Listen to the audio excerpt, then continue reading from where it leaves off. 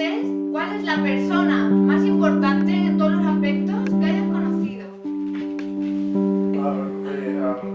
La que más importante es a mi mujer, se puede decir. ¿A tu mujer?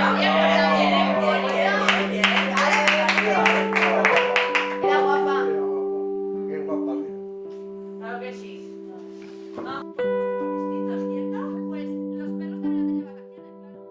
El Alzheimer es una enfermedad que va deteriorando poquito a poco nuestras funciones cognitivas. La verdad es que es difícil encontrar el recurso que haga que cuando la enfermedad está en sus fases más avanzadas, la gente conecte con el medio que le rodea. ¿Por? Alegrarnos.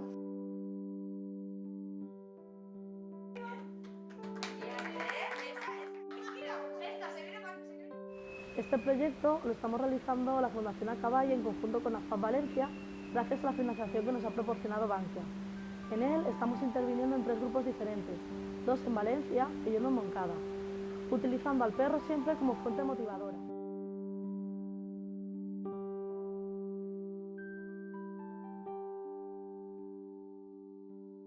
El contacto con los perros es súper interesante porque hay gran parte de gente que responde de una manera sorprendente.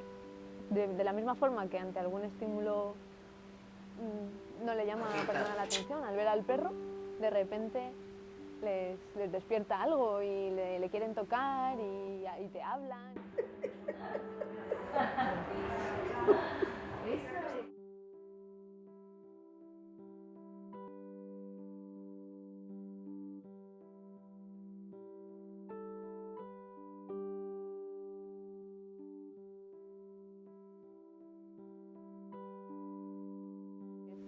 Es genial poder vivir ese tipo de momentos gracias a los perretes y a FAP que nos ha dado la oportunidad de venir.